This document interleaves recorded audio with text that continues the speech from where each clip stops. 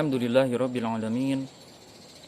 Wassalatu wassalamu ala asyrafil anbiya'i wal mursalin nabiyyina Muhammadin wa ala alihi wa sahbihi ajma'in.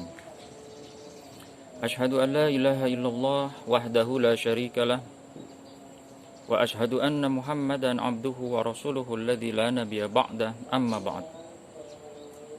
Anak-anakku yang sama-sama mengharapkan ridha Allah, Assalamualaikum warahmatullahi wabarakatuh. Puji dan syukur hanya kepada Allah Ta'ala yang masih memberikan kepada kita semua usia sampai dengan detik ini, yang masih memberikan kita izin untuk bisa memasuki bulan Ramadan yang penuh dengan keberkahan ini. Mudah-mudahan kita termasuk hamba-hamba Allah yang mendapatkan izin dari Allah Ta'ala untuk mendapatkan semua keberkahan bulan yang mulia ini, bisa mendapatkan ampunannya selama 1 tahun ke belakang, dan bisa mendapatkan segala kebaikan yang sudah Allah janjikan di bulan yang mulia ini. Anak-anakku yang sama-sama mengharapkan ridha Allah, hakikatnya bulan Ramadan tidak hanya sebagai bulan ibadah puasa saja. Meskipun memang hanya di bulan Ramadan lah puasa itu diwajibkan, hanya di bulan Ramadan ibadah saum itu menjadi wajib, tapi pada hakikatnya bulan Ramadan selain sebagai bulan ibadah puasa, bulan Ramadan adalah juga bulan ibadah Al-Quran. Kenapa? Karena sebagaimana yang kita ketahui bahwa Allah Ta'ala berfirman dalam surat Al-Baqarah ayat 185, Allah mengatakan, Syahrul Ramadan alladzi unzila fihi al-Quran. Bulan Ramadan adalah bulan diturunkannya Al-Quran. Maka ini menunjukkan bahwa Ramadan tidak hanya identik dengan puasa, tetapi Ramadan pun adalah ibadah atau bulan yang berkaitan dengan ibadah Al-Quran. Artinya di bulan Ramadan ini kita bisa mendekatkan diri kepada Allah Ta'ala tidak hanya dengan puasa saja, tapi juga tentu dengan Al-Quran. Anak-anakku yang sama-sama mengharapkan ridha Allah, tentu timbul pertanyaan, bagaimana cara kita mendekatkan diri kepada Allah dengan Al-Quran? Nah, berbicara tentang cara kita mendekatkan diri kepada Allah dengan Al-Quran, ada beberapa cara. Di antaranya adalah yang paling dasar dan yang paling mudah tentunya adalah dengan qiraah, yaitu kita membaca Al-Quran, baik kita paham ataupun tidak maknanya, baik kita mengerti atau tidak maksudnya, maka itu sudah termasuk qiraah. Itu sudah termasuk ibadah, dan itu sudah termasuk cara kita mendekatkan diri kepada Allah melalui Al-Quran. Adapun yang kedua, dan ini lebih tinggi sedikit tentunya, yaitu ketika kita membaca Al-Quran tidak hanya membaca lafaz demi lafaz, kata demi kata saja, tetapi ketika kita membaca Al-Quran dan memahami arti kata demi kata yang kita baca, dan itu yang disebut dengan tilawah. Jadi tilawah itu adalah membaca Al-Quran sambil kita memahami artinya. Sehingga ketika kita membaca Al-Quran, kemudian kita berusaha untuk mengetahui terjemahnya, misalkan membaca Quran terjemah, apalagi sekarang sudah ada terjemah Al-Quran yang kata demi kata, maka saat itu kita sedang melakukan apa yang disebut dengan tilawah, yaitu membaca Al-Quran tidak hanya sebatas lafaz atau kata-katanya saja, tetapi juga kita berusaha untuk memahami artinya. Itulah yang disebut dengan tilawah. Yang ketiga, naik lagi 1 derajat dari tilawah, yaitu ketika kita membaca Al-Quran, kita tidak hanya memahami artinya kata per kata atau artinya secara 1 kalimat penuh, tetapi kita juga berusaha untuk memahami maksudnya. Jadi ketika kita sudah membaca Al-Quran, kemudian kita berusaha untuk memaknai atau memahami artinya, kita pun berusaha untuk memahami maksudnya. Jadi apa maksud Allah Ta'ala ketika menurunkan suatu ayat? Apa maksud Allah Ta'ala ketika menurunkan suatu ayat dan memilih satu kata tertentu, tidak menggunakan dengan kata yang lain? Itu disebut dengan tafsir. Nah, jadi tafsir adalah ketika kita membaca Al-Quran, berusaha memahami artinya, juga berusaha memahami maksud dari ayat tersebut. Sehingga tafsir bisa dikatakan lebih tinggi derajatnya dari sekedar tilawah. Kemudian yang keempat, ini lebih dari tafsir gitu ya. Itu naik lagi satu tingkat dari tafsir, itu apa yang disebut dengan tadabbur. Apa itu tadabbur? Tadabbur itu adalah ketika kita termotivasi, terdorong untuk mengamalkan apa yang sudah kita pahami. Jadi pertama kita membaca, yaitu qiraah, kemudian kita berusaha untuk mengetahui artinya, yaitu apa yang disebut dengan tilawah. Lalu setelah kita tahu artinya, kita berusaha memahami apa maksud ayat tersebut, itu yang disebut dengan tafsir. Dan kemudian yang terakhir yaitu kita berusaha memotivasi diri kita. Setelah kita memahami maksud dari ayat itu, bagaimana cara kita mengamalkannya dalam kehidupan sehari-hari. Itu yang disebut dengan tadabbur. Baik, kita ulang. Yang pertama, cara kita berinteraksi dengan Al-Quran atau cara kita mendekatkan diri kepada Allah dengan Al-Quran adalah yang pertama dengan qiraah, yaitu membaca Al-Quran baik memahami artinya ataupun tidak. Kemudian yang kedua, tilawah, yaitu membaca Al-Quran. Selain membaca lafadznya demi lafadz, kata demi kata dengan baik dan benar, juga kita berusaha untuk mengetahui artinya. Kemudian yang ketiga, naik satu tingkat, yaitu tafsir. Selain kita membaca lafadznya, kemudian kita berusaha untuk mengetahui artinya, kata demi kata, kita juga berusaha untuk mengetahui maksud dari ayat tersebut. Dan yang terakhir, dan ini ada yang lebih tinggi, tidak hanya memahami maksudnya saja, tapi juga sampai kepada tadabbur, yaitu kita baca, kita tahu artinya, kita paham maksudnya, dan kita memotivasi diri kita untuk mengamalkan apa yang sudah kita pahami tersebut dalam keseharian kita. Anak-anakku yang sama-sama harapan ridho Allah, maka dari 4 tingkatan tadi, qiraah, tilawah, kemudian tafsir, lalu tadabbur, semuanya tetap akan berawal dari satu langkah yang paling dasar, yaitu qiraah. Tidak mungkin ada orang yang bisa mentadaburi Al-Quran tanpa membacanya terlebih dahulu. Tidak mungkin ada orang yang bisa paham atau membaca tafsir Al-Quran, paham maksud dari ayat-ayat yang dibacanya, kalau dia tidak membaca terlebih dahulu lafaz demi lafaz Al-Quran tersebut. Kemudian juga tidak mungkin orang itu bisa mengetahui arti kata demi kata Al-Quran itu, bisa mengetahui terjemah dari Al-Quran itu kalau dia belum membacanya terlebih dahulu secara keseluruhan. Maka oleh karena itu, dari 4 tingkatan tadi, tetap yang paling dasar itulah yang paling dibutuhkan oleh kita semua. Tanpa ada qiraah tidak akan ada tilawah, tanpa ada qiraah tidak akan ada tafsir, tanpa qiraah tidak akan ada tadabbur. Artinya tetap langkah pertama yang paling dasar yang harus selalu kita lakukan, interaksi kita dengan Al-Quran ini adalah dengan cara qiraah atau membacanya. Anak-anakku yang sama-sama harapan ridho Allah, maka di bulan Ramadan ini, sebagaimana yang tadi saya sampaikan bahwa bulan Ramadan adalah bulan ibadah Al-Quran. Artinya di Ramadan ini kita harus menjadikan Al-Quran lebih dekat lagi daripada bulan-bulan sebelumnya. Kalau misalkan di hari-hari lain selain Ramadan, kita kadang baca Al-Quran, kadang tidak gitu ya. Dalam sepekan mungkin sehari baca, sehari tidak, atau bahkan yang lebih disayangkan, dan mudah-mudahan ini tidak terjadi kepada kita semua. Sehari baca, 2 hari tidak, atau dalam satu pekan itu lebih banyak tidaknya daripada bacanya. Nah, maka di Ramadan inilah waktu untuk kita memperbaiki hubungan kita dengan Al-Quran. Al-Quran yang pada hakikatnya adalah petunjuk Allah untuk manusia. Al-Quran yang pada hakikatnya adalah, kalau bahasa lebih indahnya mungkin, Al-Quran sebagai surat cinta Allah untuk manusia. Di bulan Ramadan inilah buat kita waktu untuk kita untuk memperbaiki hubungan kita dengan Al-Quran.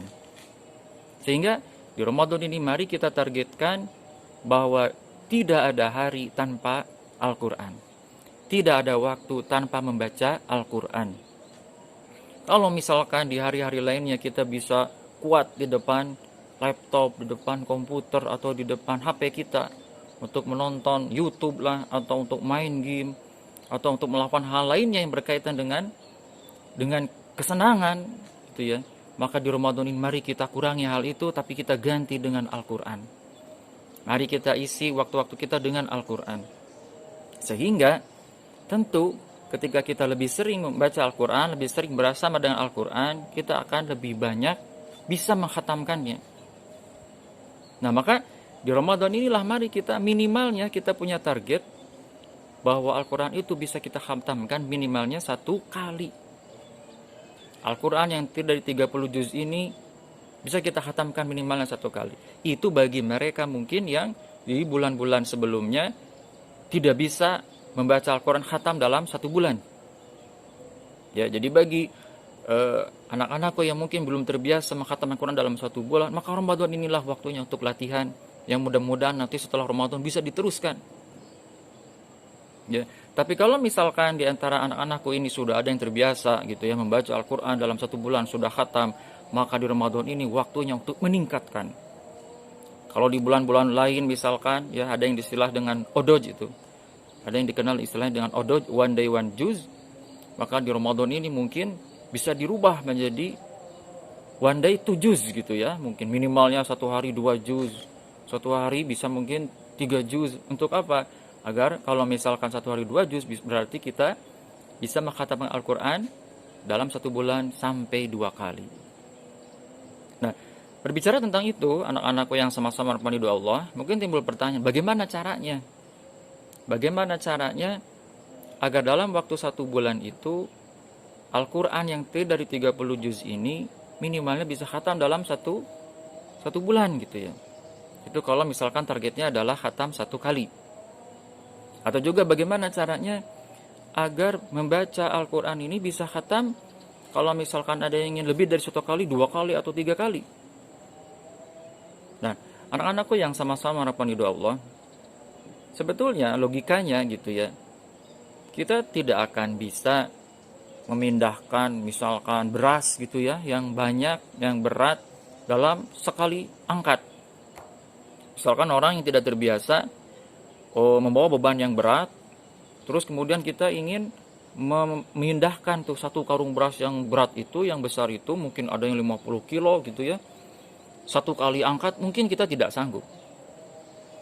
Tapi kalau misalkan kita pindahkan gitu ya beras itu, mungkin kita pindahkan ke wadahnya yang di dalam rumah, kita pindahkan mungkin 1 gayung gitu ya, mungkin kita pindahkan segayung demi segayung, maka insya Allah beras yang begitu banyak itu bisa kita pindahkan. Atau juga mungkin misalkan benda yang lain gitu ya, batu bata misalkan, batu bata yang ribuan itu, yang 1 truk itu, tidak mungkin kita pindahkan dalam 1 waktu hanya dengan sendirian itu tidak mungkin. Seandainya kita pindahkan batu bata yang begitu banyak itu dengan sendirian, tentu harus kita pindahkan 1 demi 1. Atau mungkin kalau pakai alat ya 1 gerobak demi 1 gerobak yang kita dorong. Itu juga sebetulnya yang bisa kita lakukan dengan Al-Quran. Jadi kalau misalkan 1 duduk langsung 30 juz, ya memang susah gitu ya. Atau misalkan 1 hari 1 juz gitu ya, 1 duduk langsung 1 juz, mungkin yang belum terbiasa ya sulit. Ya, apalagi mungkin suaranya jadi parau dan sebagainya gitu ya. Sulit kalau tidak terbiasa.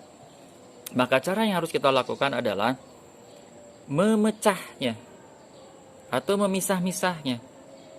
Kita semua paham bahwa Al-Quran itu 30 juz yang 1 juz Al-Quran itu terdiri dari 10 lembar Al-Quran.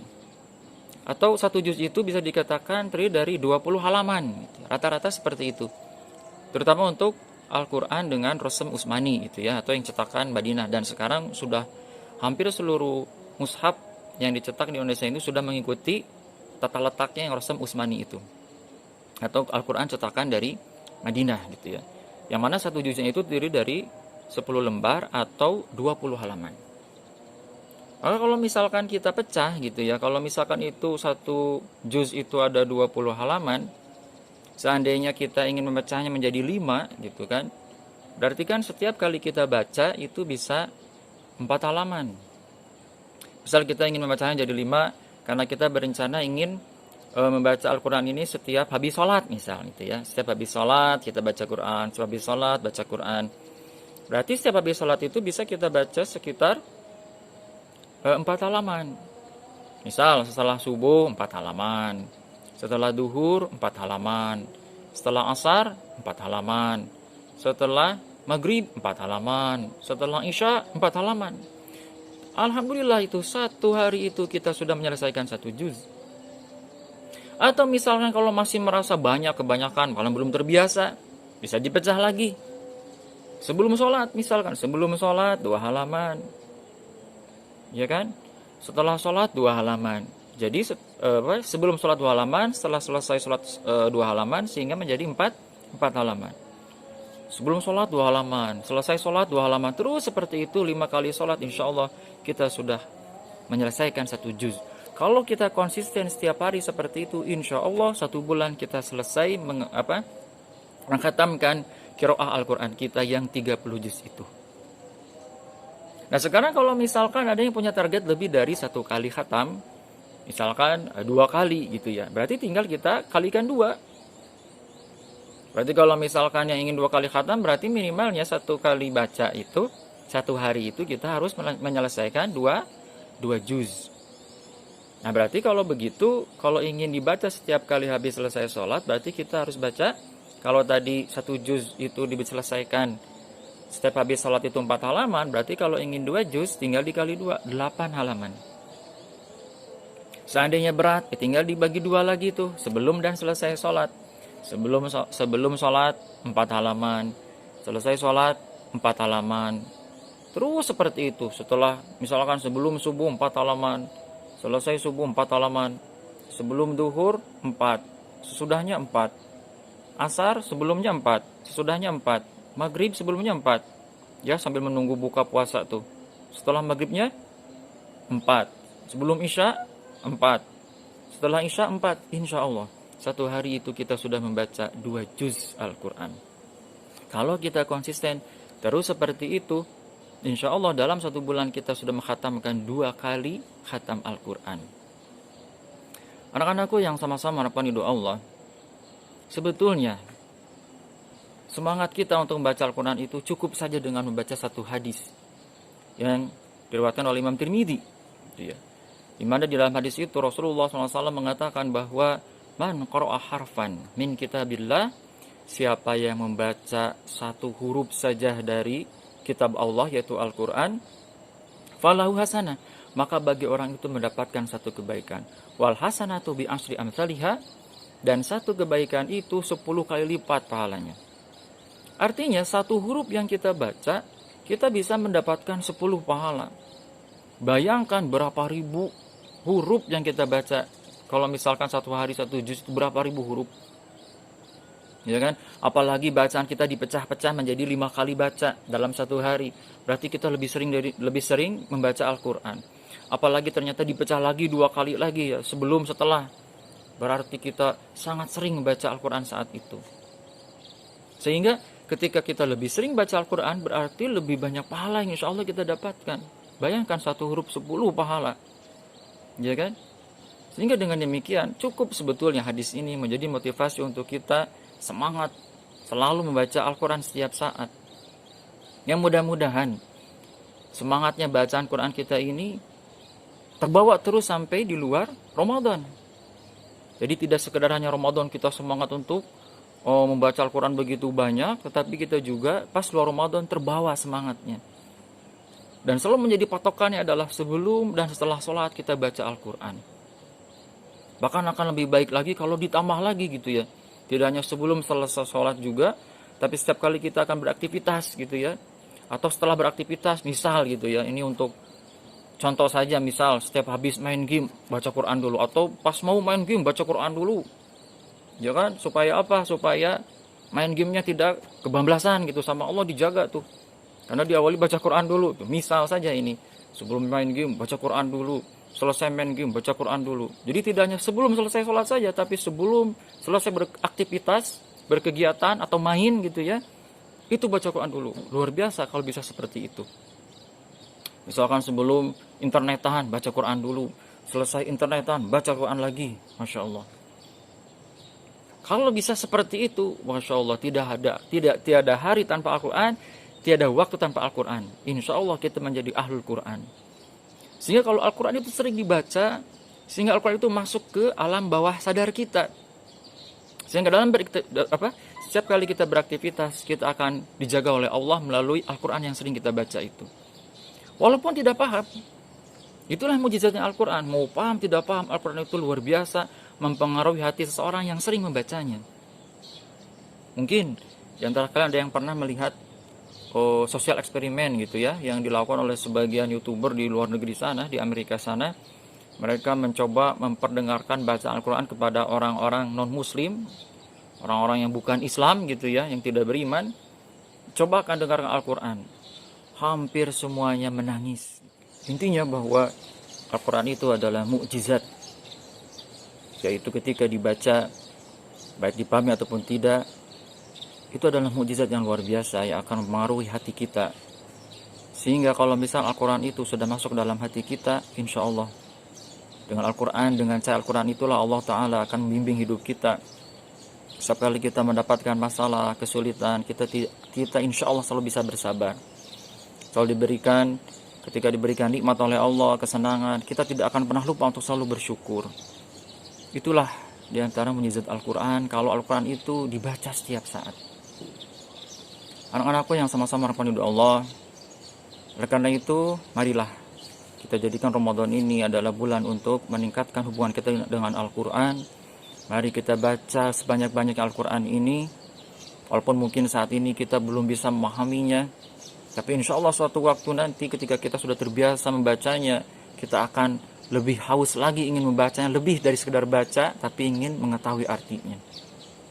Kalau kita sudah terbiasa tahu artinya, insya Allah kita akan terdorong lagi ingin lebih dari itu. Kita ingin mengetahui maksud ayatnya. Dan tentunya, walaupun sebelum kita mencapai itu, kewajiban kita mengamal Al-Quran pun sudah ada, tapi mungkin setelah kita memahami maksudnya, motivasi untuk mengamalkan Al-Quran itu lebih besar lagi dari sebelumnya. Oleh karena itu, mari kita targetkan di Ramadan ini minimalnya bisa khatam 1 kali khatam. 30 juz ini bisa kita selesaikan dalam 1 bulan, yang mana dipecah gitu ya, setiap harinya kita bisa baca minimal 1 juz. Tapi seandainya sudah terbiasa seperti itu, mari kita tingkatkan. Mudah-mudahan di bulan Ramadan ini bisa kita baca lebih dari sekedar 1 kali khatam, tapi sampai 2 kali khatam minimalnya, yang berarti setiap hari kita membaca minimalnya 2 juz. Anak-anakku yang sama-sama rahmani Allah, mungkin itu yang bisa Ustaz sampaikan. Semoga bisa menjadi motivasi buat kita semua, bisa menjadi inspirasi gitu ya, bagaimana caranya agar nanti agar di bulan Ramadan ini kita benar-benar termotivasi untuk bisa mengkhatamkan Al-Quran ini dengan sempurna. Semoga bermanfaat. Aku qouli hada wa astaghfirullah li wa lakum. Wassalamualaikum warahmatullahi wabarakatuh.